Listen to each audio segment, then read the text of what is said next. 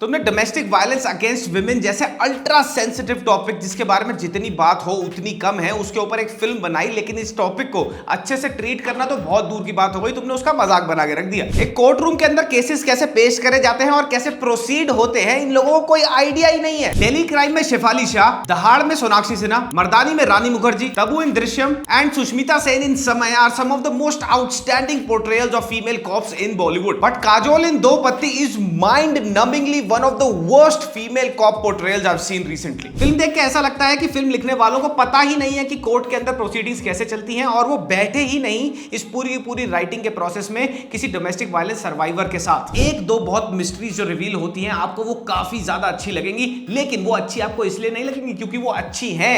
Hi guys, मैं उजांतनु और इस हफ्ते मैंने देखी नेटफ्लिक्स की नई फिल्म दो पत्ती। इस फिल्म की जो लीड कास्ट है वो काजोल हैं और साथ ही हैं उनके Kriti Sanon. I have a lot to say about this film. तो आगे बढ़ते हैं और शुरू करते हैं ऑनेस्टली से।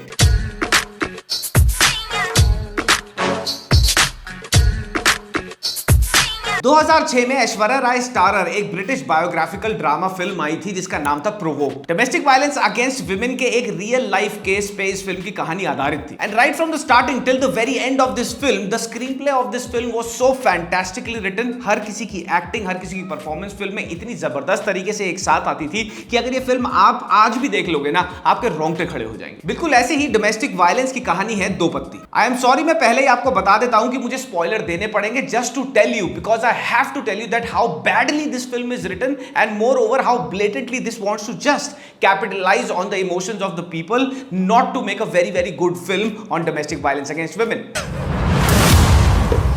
दो पत्ती के वाहियात स्क्रीन प्ले की सबसे बड़ी प्रॉब्लम यह है कि यह अपने आप में ही कंफ्यूज्ड है। यह फिल्म बहुत ही इंटेलेक्चुअल और सीरियस दिखना तो चाहती है by dealing with a very sensitive topic of childhood trauma rooting from seeing domestic violence, but this gravely serious topic that needs an equally और in fact even more serious treatment on the screen, इन्होंने डाल दिया है एक ऐसे भद्दे screenplay में that by the end of this film जो मैसेज ये कन्वे करना चाह रहे हैं वो कहीं ना कहीं लॉस्ट हो जाता है, कंप्लीटली डाइल्यूट हो जाता है। जमीन से 8000 फीट ऊपर दो अजनबी एक दूसरे के साथ बंधे हुए। फिल्म की कहानी है दो जुड़वा बहनों की, प्लेड बाय कृति सेनन, और दोनों बहनों में बचपन से ही आपस में इतने ज्यादा डिफरेंसेस होते हैं कि दोनों में से एक बहन दूसरी बहन का घर उजाड़ने के लिए हमेशा रेडी रहती है। फिर इन्हीं दोनों बहनों को एक आदमी से प्यार हो जाता है और इंट्रोड्यूस करा जाता है फिल्म के अंदर डोमेस्टिक वायलेंस का एक एंगल। नाउ ऑल्दो ये डोमेस्टिक वायलेंस का जो एंगल है वो फंडामेंटल प्रेमाइस है, फंडामेंटल प्लॉट है इस पूरी की पूरी कहानी का, लेकिन इसको इतनी बुरी तरह से एग्जीक्यूट करा गया है that by the end of this film you won't only feel tired and dragged out but also you would feel कि भैया प्लॉट होल ही प्लॉट होल है through out the film. Accident की सुबह हुआ क्या था? फिल्म की राइटिंग इतनी ज्यादा खराब है, इतनी ज्यादा अपने आप में ही कंफ्यूज्ड है कि फिल्म का जो पहला 1 घंटा है उसका फिल्म के दूसरे 1 घंटे से हार्डली कोई लेना देना है। 2 घंटे का लंबा और थका देने वाला रन टाइम है इस फिल्म का, उसमें से 1.5 घंटे जो बहन दूसरी बहन के खून की प्यासी होती है उसका हृदय परिवर्तन हो जाता है मात्र 2 मिनट के एक शॉट में। सब मेरी गलती है, सब मेरी गलती है। एक शॉट में इविल ट्विन जो होती है वो अपनी बहन की जिंदगी बर्बाद करने में लगी होती है, तो वो क्या करती है, सेम कपड़े पहन के अपनी बहन की शादी पे अपने जीजू के साथ सोने चली जाती है। माना आइडेंटिकल ट्विंस हैं, लेकिन जीजू के अंधा गूंगा बहरा है या उसकी आंखों में मोतिया है कि जिसकी मांग तूने अभी भरी है, जिसको अभी मंगलसूत्र पहनाया है, वो 10 मिनट ऊपर आया है तू नीचे मंडप से उठ के, तो वो बदल जाएगी, उसकी मांग में सिंदूर चला गया, वो भी भाई लगा हुआ है। ये एक बहुत ही हिला देने वाला शॉट है कि भैया मेरी ट्विन बहन मेरी शक्ल का फायदा उठा के, हमारी सेम आइडेंटिकल शक्लों का फायदा उठा के मेरे पति के साथ सो गई, तो आपको लगेगा बहुत तगड़ा कॉन्सिक्वेंस दिखाया जाएगा, लेकिन there is no consequence of this happening in the film. अगले दिन सारे उठ रहे हैं, एक ही घर में सारे रह रहे हैं, एक ही साथ में खाना खा रहे हैं। जो गुड ट्विन होती है उसको लगता है उसकी इक्वेशन बननी शुरू हो रही है, प्यार होने लग रहा है उसको हीरो के साथ और हीरो को भी उससे, लेकिन इसी इक्वेशन के बीच में आ जाती है द इविल ट्विन और वो उड़ा के ले जाती है लड़के को। Hi, I'm the twin. अब इस इविल ट्विन के चक्कर में हीरो के हाथ से एक बहुत बड़ा 500-600 करोड़ का डेवलपमेंट प्रोजेक्ट निकल जाता है। हीरो का बाप हीरो को घोड़ी बना लेता है फोन पे और कहता है तेरे से बिजनेस नहीं होगा, जाके ढंग की एक लड़की से शादी कर ले। तो वो ढंग की लड़की ऑफ कोर्स कौन होगी? Good twin. अब गुड ट्विन को यह बात अच्छी तरह पता है क्योंकि खुले में आपको एक गाना दिखाया जाएगा जहां पे इविल ट्विन और हीरो पूरे के पूरे शहर में घूम रहे हैं, एक साथ ये तीनों घूम रहे हैं और वो दोनों चौदम पट्टी में लगे हुए हैं भैया, खूब सेक्स सुक्स चल रहा है सब कुछ, और ये गुड ट्विन के सामने चल रहा है। लेकिन हीरो का बाप उसको कहता है कि तू एक अच्छी लड़की से जाके शादी कर ले, तो वो फट से उसके पास जाता है अगले दिन और कहता है विल यू मैरी मी, और वो ये सब कुछ भूल जाती है कि तू मेरी ट्विन के साथ तो अभी लगा हुआ था पेड़ के पीछे। मतलब राइटिंग इतनी ज्यादा खराब है कि shot to shot continuity issues हैं। भाई दिखाया ही नहीं जाता ये चीज कि भैया गुड ट्विन जो है वो देख रही है रोमांस करते हुए इविल ट्विन और अपने सो कॉल्ड लवर को, तो वो उससे पूछ ले कि तुम शादी तो मेरे से करना चाहते हो लेकिन तुम प्यार तो मेरी बहन से करते हो। कोई आपको पूछताछ ही नहीं है इस बात की। भाई पहले 1 घंटे यही बेसिर पैर की बकवास कहानी चलती रहती है पूरी की पूरी पिक्चर के। फिल्म का सेकंड हाफ आपको ऑफ गार्ड कैच करेगा, आपको सरप्राइज भी करेगा। 1-2 बहुत मिस्ट्रीज जो रिवील होती हैं आपको वो काफी ज्यादा अच्छी लगेंगी, लेकिन वो अच्छी आपको इसलिए नहीं लगेंगी क्योंकि वो अच्छी हैं, वो आपको अच्छी इसलिए लगेंगी क्योंकि फर्स्ट हाफ बेहद खराब है। डरोगी तो नहीं ना? तुम साथ होगे ना? फिर आपको इंट्रोड्यूस करा जाएगा फिल्म में डोमेस्टिक वायलेंस अगेंस्ट विमेन से। पूरे के पूरे सेकंड हाफ में सिर्फ एक ऐसा शॉट है जहां पे कृति सेनन को उसका हस्बैंड मार रहा होता है। आप थोड़ा सा कनेक्ट उससे फील करोगे, पूरा कनेक्टेड भी आप उससे फील नहीं करोगे, जबकि एक्सट्रीम वायलेंस दिखाई जाती है स्क्रीन पे क्योंकि उसका बिल्डअप इतना ज्यादा खराब है, फर्स्ट हाफ इतना ज्यादा लथार्जिक है that by the time you reach to that shot आपके इमोशंस इधर उधर हो चुके होंगे। ध्रुव सूद ने मुझे मारने की कोशिश की। इसी डोमेस्टिक वायलेंस के केस को इंटेरोगेट करने के लिए, सॉल्व करने की जिम्मेदारी उठाती है Kajol, and that is the worst part of this film. मैं उसे एंड तक नहीं छोड़ूंगी। इतना डिटैच्ड, इतना कमजोर, इतना लाइफलेस फीमेल कैरेक्टर जो एक डोमेस्टिक वायलेंस अगेंस्ट विमेन के केस से डील कर रहा है मैंने पहले कभी नहीं देखा। जाट भाषा बोलने की कोशिश करती है वो, एंड बाय गॉड मुझे ऐसा लग रहा था किसी ने गरम गरम पानी मेरे कान में डाल दिया। इतना भद्दा, इतना वाहियात जाट भाषा का एक्सेंट बोलने की कोशिश करी है काजोल ने, और वो कंसिस्टेंट भी नहीं है। जहां मन किया दिल्ली बंबई वाली हिंदी बोलने लग जाती है, जहां मन करता है फार्मूला ऐसे कर ले वैसे कर ले, पता नहीं क्या ही बोल रही है फिल्म के अंदर।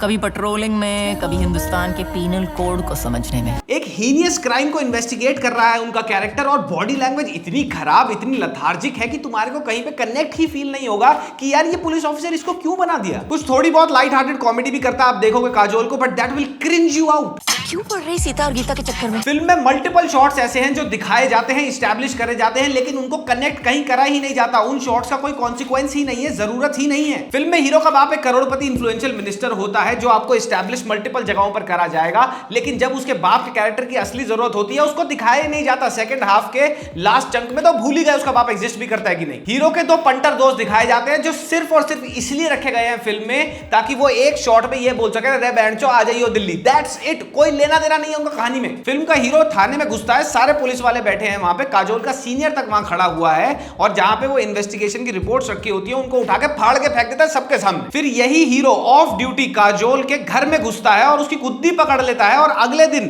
काजोल अपने सीनियर के साथ बैठी होती है और वो सामने बैठा होता है टेबल पे अपनी बीवी के साथ। वहां पे काजोल इस बात का जिक्र भी नहीं करती कि कल रात को ये 14 मेरे घर में घुसा और उसने मेरी गुद्दी नाप दी। मुझे पहले से पता था तेरा पेज ढीला है। कोर्ट रूम शॉट्स का तो जो मजाक बनाया इन्होंने, कोर्ट प्रोसीडिंग्स, तो इनमें से किसी ने समझा ही नहीं कि हमें पढ़ लेना चाहिए लिखने से पहले। सबसे पहले तो अगर कोई लॉयर देख रहा है तो मेरे को एक बात बताओ कि एक active duty, on duty cop जो काजोल इसमें होती है, वो जिस केस को इन्वेस्टिगेट कर रही है उसके पास लॉ की डिग्री है, लेकिन वो ऑन ड्यूटी कॉप है और वो एक केस के साथ जुड़ी हुई है तहे दिल से। उसी केस को वो लड़ रही है लॉयर बन के कोर्ट के अंदर। ये पॉसिबल है?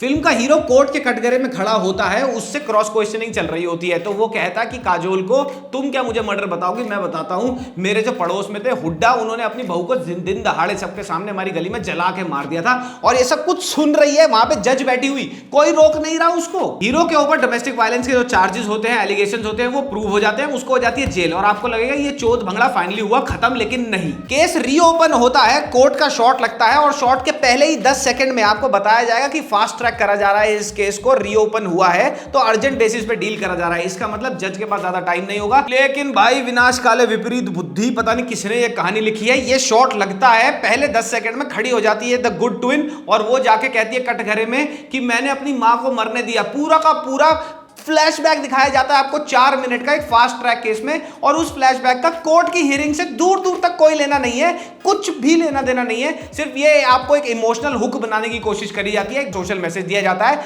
जो कोर्ट के अलावा पूरे का पूरा 2 घंटे की कहानी में कहीं भी दिया जा सकता था। मेंटली अनस्टेबल है वो।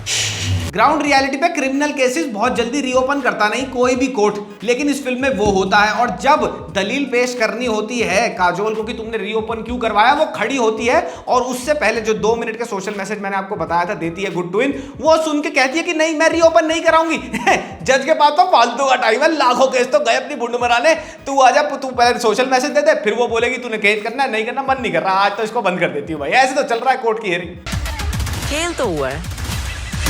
सेकंड हाफ के 30 मिनट थोड़े से आपको एंटरटेनिंग लगेंगे, बाकी कोई सर पैर नहीं है किसी भी चीज का। सिर्फ एक ट्विस्ट है पूरी की पूरी कहानी के अंदर जो अनप्रेडिक्टेबल है, बाकी हर चीज आप बहुत पहले ही प्रेडिक्ट कर लोगे। कैरेक्टर्स के मोटिव्स जो हार्ड लाइन है उनकी साइकी में through out the run time of the film वो चुटकियों में बदल रहे हैं। इस फिल्म का टॉपिक इतना अच्छा है कि अगर इसको इंटेलिजेंटली बनाया जाता, इस इंटेंशन से बनाया जाता कि इस केस से हमें वेरी इंटेलिजेंटली डील करना है ताकि लोगों तक मैसेज जाए, उनको पता लगे कि ऐसे भी इससे डील करा जा सकता है, इन्होंने वो नहीं किया। इन्होंने क्या किया, एक डोमेस्टिक वायलेंस का सीन डाल दिया, उसके पीछे मदानिया वाला गाना डाल दिया। इनको लगा भाई सारी औरतें ये देख के रो पड़ेंगी और हमारी पिक्चर हो जाएगी हिट, लेकिन ऐसा नहीं होगा। The film will bore you to death. Film का रन टाइम बहुत ज्यादा है, स्क्रीन प्ले बहुत ही स्क्रैम्बल्ड फ्रिवलेस है, परफॉर्मेंसेस बिलो एवरेज है। काजोल की one of the worst performances ever होगी आज तक की। There is nothing at least in my opinion that works for this film. ये मैंने क्रू के रिव्यू में भी कहा था और यहां पे भी कह रहा हूं दैट विमेन लेड फिल्म जहां पे मेजॉरिटी कास्ट फीमेल्स की है, अपने शोल्डर्स पे उनको पूरी फिल्म को कैरी करना है, वहां पे स्क्रिप्ट राइटिंग बहुत सॉलिड होनी चाहिए, वहां पे बहुत अच्छा और इंटेलिजेंट स्क्रीन प्ले होना चाहिए, because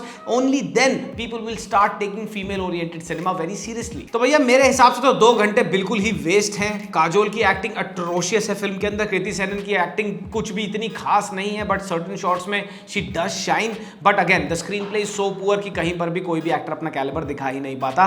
and as far as कि भैया इसको देखना चाहिए, देख लेना, थोड़ा बहुत तुम्हारे को मजा आएगा, बट बहुत ड्रैग है फिल्म और तुम्हारे को ये पता चलेगा कि कितनी अनसीरियसली इस पूरे के पूरे सेंसिटिव टॉपिक से डील किया गया है। तब तक हम मिलते हैं अगली वीडियो में, तब तक के लिए मामा मियां लजानिया पप्पी बाय बाय।